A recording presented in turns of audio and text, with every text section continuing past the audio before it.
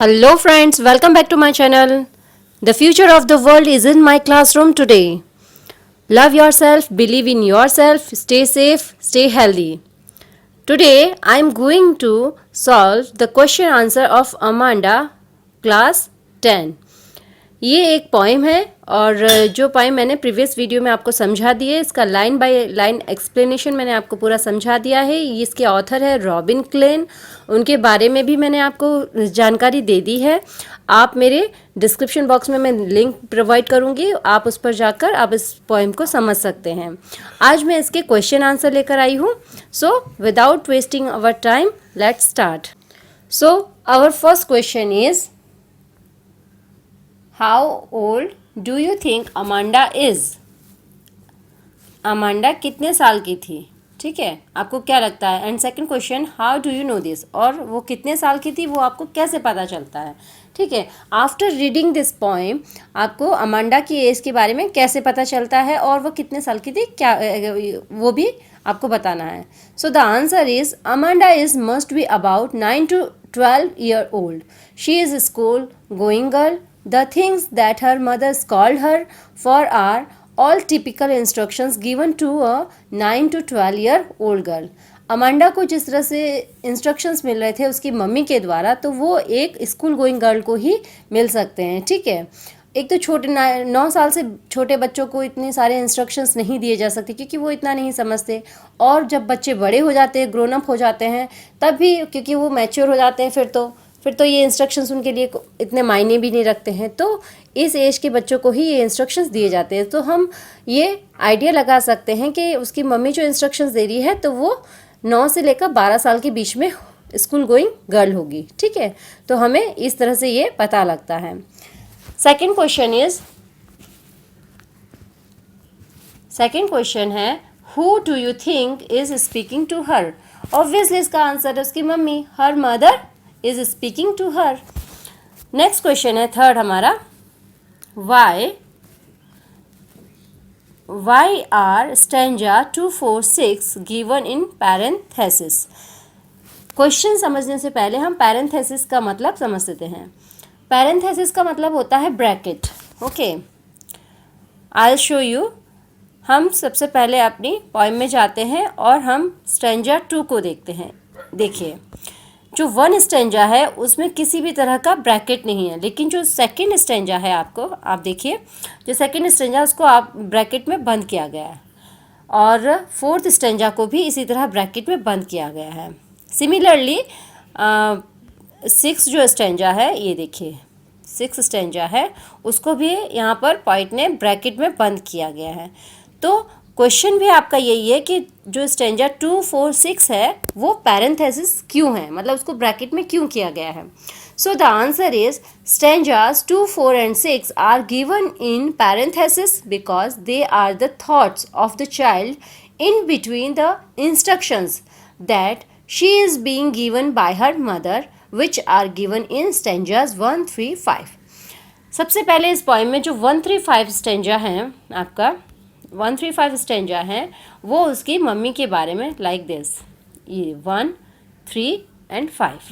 तो ये तीनों जो स्टैंजा हैं वो उसकी मम्मी उनको इंस्ट्रक्शंस दे रही है. और जब पहला इंस्ट्रक्शंस देती है उसकी मम्मी, उसके बाद में वो जो गर्ल है अमांडा, वो उसके बाद में उन इंस्ट्रक्शन को सुनने के बाद में अपने मन ही मन अपना कैलकुलेशन लगाती है, अपने थॉट्स को सोचती रहती है. तो ये इसकी इमेजिनेशन है जो अपने मन में सोचती है. ठीक है, आई होप ये क्लियर हो गया होगा आप सभी को. Next question is, who is the speaker? Fourth question है, who is the speaker in the stanza 2, 4 and 6? Do you think this speaker is listening to the speaker in stanza 1, 3, 5 and 7? ये बहुत ही अच्छा क्वेश्चन है. मतलब आपको पूछा गया है कि 2, 4 एंड 6 ये जो स्टैंजा है उसके स्पीकर कौन है, मतलब उसको बोलने वाला कौन है, वो कौन है जो वो उनको बोल रहा है. ठीक है, और अनदर क्वेश्चन है इसके अंदर, do you think this speaker is listening to the speaker of stanza 1, 3, 5 and 7? क्या आपको लगता है कि जो इन 2, 4, 6 का जो स्पीकर है वो 1, 3, 5 और 7 जो स्टैंजा है उसका जो स्पीकर है उसको सुन रहा है? ठीक है, इसका आंसर है, in stanzas 2, 4, 6 the speaker is the child. Whose name Amanda, ठीक है। और सेकंड क्वेश्चन का आंसर है no, she is not listening to her mother who is the speaker in stranger 1, 3, 5 and 7, ठीक है। वो अपनी मम्मी के द्वारा जो इंस्ट्रक्शंस दिए गए हैं जो कि स्ट्रेंजर 1, 3, 5 और 7 है, तो उनको नहीं सुन रही है, यानी कि वो अपनी मम्मी को नहीं सुन रही है। क्लियर। नेक्स्ट क्वेश्चन है हमारा what could, fifth number question है, what could Amanda do if she were a mermaid. ये क्वेश्चन है कि अगर यदि अमांडा एक मरमेड होती, मरमेड का मतलब होता है जल परी, जिसका आधा शरीर फिश का और आधा शरीर इंसान का हो, वो मरमेड होता है, ठीक है। आई होप सभी को पता होगा, ठीक है। तो अगर वो अमांडा मरमेड होती तो वो क्या करती, ठीक है। So answer is if Amanda were a mermaid then she would drift slowly on a languid emerald sea, she would be the sole inhabitant of the relaxed green sea and would move slowly on it. As we see, हम अपनी poem में जैसे देख रहे थे अभी starting में, जब वो कल्पना करती है कि there is a languid emerald sea where the sole inhabitant is me, a mermaid drifting slowly, blissfully का मतलब happily, okay? तो अगर यहाँ आंसर में भी आपको यही शो कराना है कि अगर अमांडा एक मरमेड होती, ठीक है, if Amanda were a mermaid then she would drift slowly, वो बहुत ही धीरे धीरे मूव करती, स्लोली मूव करती, कहाँ पर, लैंग्वेड का मतलब होता है रिलैक्स्ड। एमराल्ड सी मतलब होता है एक रत्न होता है जो ग्रीन कलर का होता है, उसको सी को उसकी उपमा दी गई है, ठीक है। तो एक शांत समुद्र है हरे रंग का, ठीक है, और वहाँ पर एक अकेली निवासी खाली अमांडा ही होती, ठीक है। She would be the sole inhabitant of the relaxed green sea and would move slowly on it, और धीरे धीरे वहाँ पर हैप्पीली मूव करती, वहाँ पर रहती, बहुत ही रिलैक्स फील करती और हैप्पीली रहती। क्लियर हो गया। नेक्स्ट क्वेश्चन है हमारा question number 6, if is Amanda N orphan. यहाँ पर आपको पूछा गया है अमांडा क्या एक ऑर्फन है, मतलब अनाथ है। वाई डज सी से सो, मतलब उसने पोइम में मेंशन किया है कि मैं एक अनाथ होती, ठीक है। तो क्या अमांडा अनाथ है और उसने ऐसा क्यों कहा अपने बारे में, ठीक है। तो the answer is no, Amanda is not an orphan, वो एक ऑर्फन अनाथ बच्ची नहीं है। She says so because she wants to be alone, उसने ऐसा इसलिए कहा कि खाली वह अकेला रहना चाहती थी, ठीक है। She wants to roam around in the street alone, वो गलियों में घूमना चाहती थी अकेली, शांत, relax, and pattern dust with her bare feet, और वो जो गलियों में जो डस्ट होती है, सॉफ्ट घास होती है, उसके ऊपर वो अपने नंगे पैरों से पैटर्न्स बनाना चाहती थी, अपनी मतलब हैप्पीली खुश होकर वो अपने खेल खेलना चाहती थी, लाइक, ठीक है। She finds silence golden and freedom sweet as we know in the poem. यहाँ पर पोइट ने मेंशन किया है, देखिए ये जो अमांडा है उसने बोला है, ये देखिए, I am N orphan roaming the street, I pattern soft dust with my hushed bare feet, the silence is golden and freedom is sweet। तो ये जो स्टेंजा का जो आंसर मैंने आपको पोइम में समझाया है, तो ये क्वेश्चन का आंसर भी वही होगा, ठीक है। एक बार फिर से मैं क्लियर कर देती हूँ। No, Amanda is not an orphan, she says so because she wants to be alone, वो अकेला रहना चाहती थी। She wants to roam around in the street alone, गली में अकेला घूमना चाहती थी। And pattern dust with her bare feet, अपने नंगे पैरों से वो उसके डस्ट पे पैटर्न बनाना चाहती थी। She find silence golden and freedom sweet, जो ये वहाँ की जो साइलेंस थी, वहाँ की जो चुप्पी थी, वो उसके लिए बहुत ही अमूल्यवान थी, ठीक है। और ये जो आज़ादी थी कि अपने नंगे पैर से वो घूम सकती है फ्रीली, हैप्पीली, तो ये बहुत ही स्वीट थी उसके लिए। This is for this reason that she calls her self N orphan, और यही कारण था उसने अपने आप को अनाथ बताया। I hope it is clear. Next question, हमारा नेक्स्ट क्वेश्चन है question number 7। Do you know the story of Rapunzel. अब यहाँ पर आपसे पूछा गया है, क्या आप रपुंजल की स्टोरी जानते हैं? Why does she wants to be Rapunzel? और यहाँ पर पोइम में जो हमारी कैरेक्टर है अमांडा, उसने अपने आप को रपुंजल क्यों मतलब चाहा है कि वो रपुंजल होती, ऐसा क्यों चाहा है? ठीक है, तो इसका आंसर है she wants to be Rapunzel because she wants to live alone like Rapunzel who lived alone in a tall tower and had long beautiful hair. आप सभी ने भी रपुंजल की स्टोरी सुनी होगी, I hope.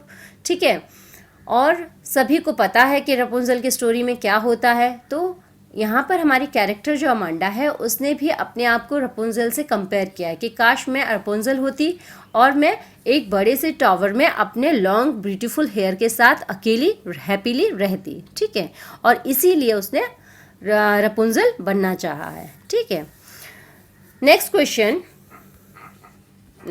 Is 8. What does the girl yearn for?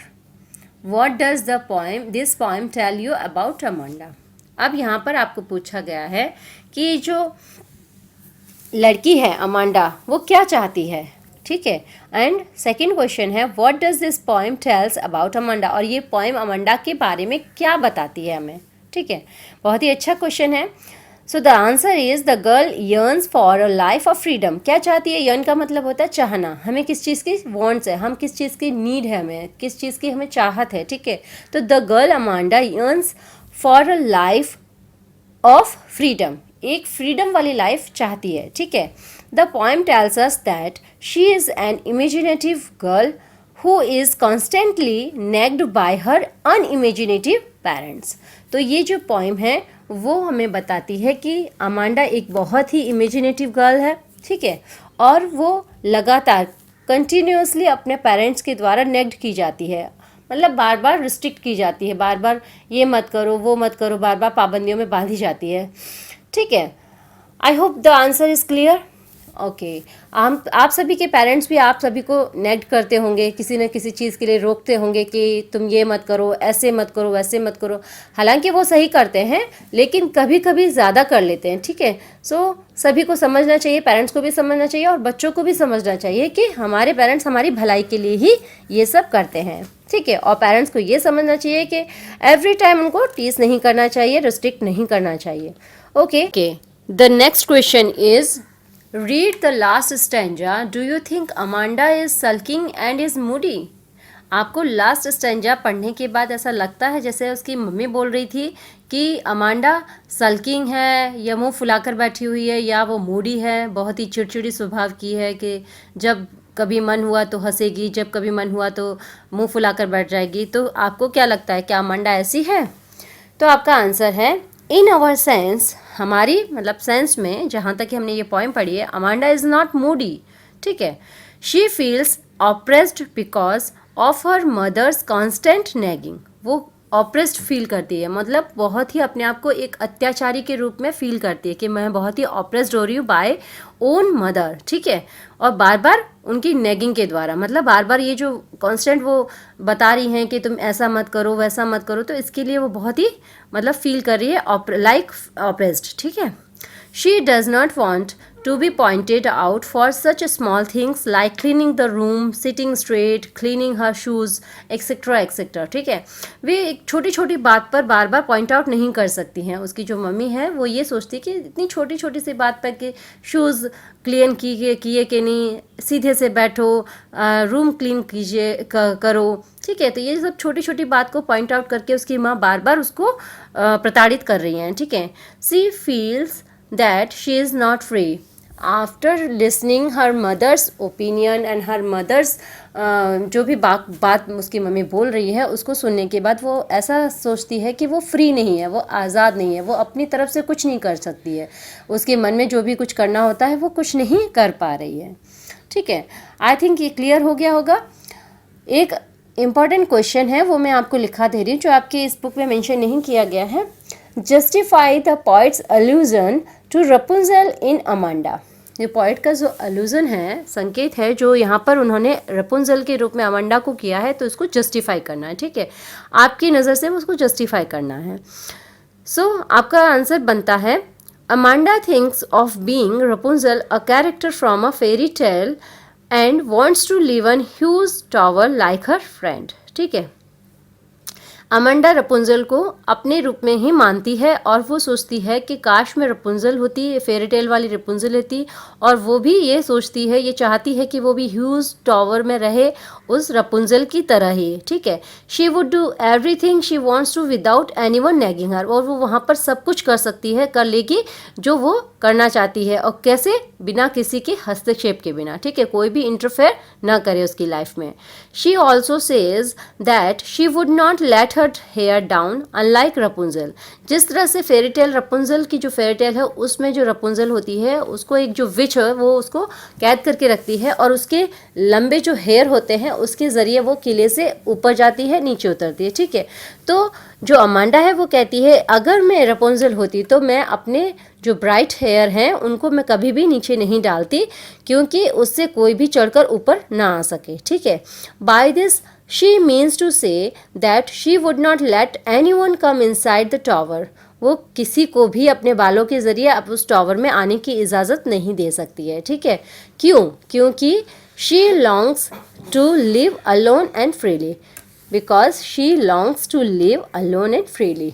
बहुत ही अच्छी बात उसने बोली, जैसा कि वो चाहती है। ठीक है, उसने अपनी मन की बात बोली है, क्योंकि वो बहुत ही अच्छी तरीके से अकेले और फ्रीली जीना चाहती है, और इसीलिए उसने रपुंजल के लिए, अपने लिए रपुंजल की कल्पना की है।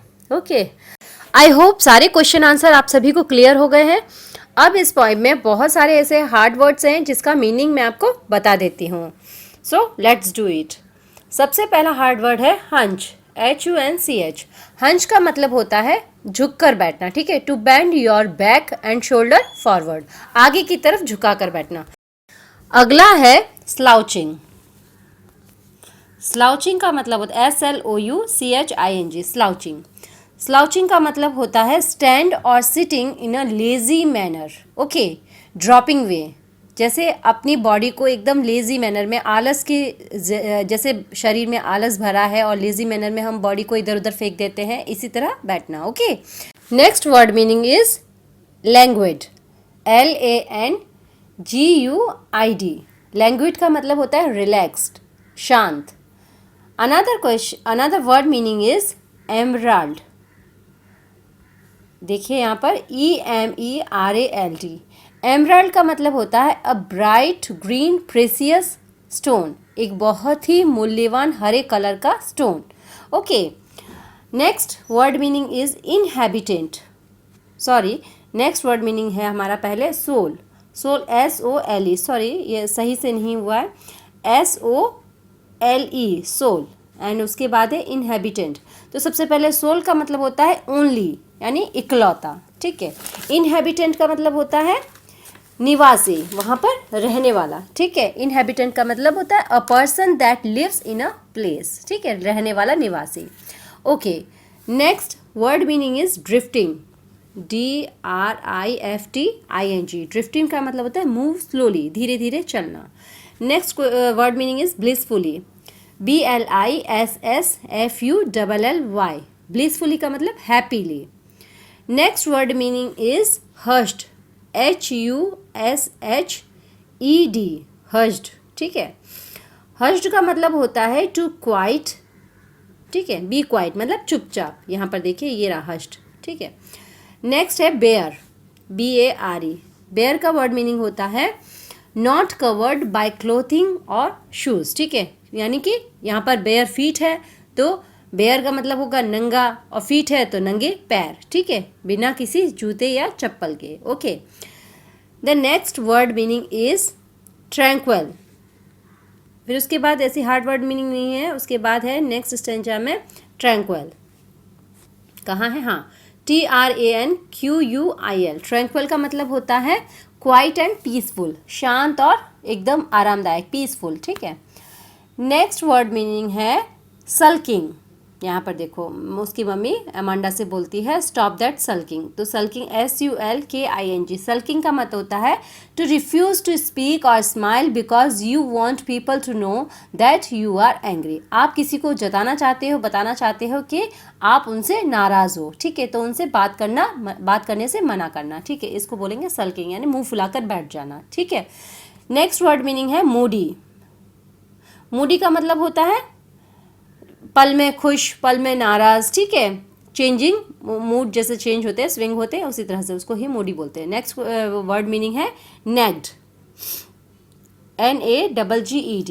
नेग्ड का मतलब होता है to continuously complain to somebody about his or her behaviour many times. मतलब किसी इंसान को कि उसके बिहेवियर के बारे में बार बार कंटिन्यूसली कंप्लेन करना कि तुम्हारी ये आदत ठीक नहीं है, तुम्हें ऐसा करना चाहिए, तुम्हें वैसा नहीं करना चाहिए, तुम इसको सुधारो, इस तरह से मत बैठो, तो इसको नेगिंग कहते हैं।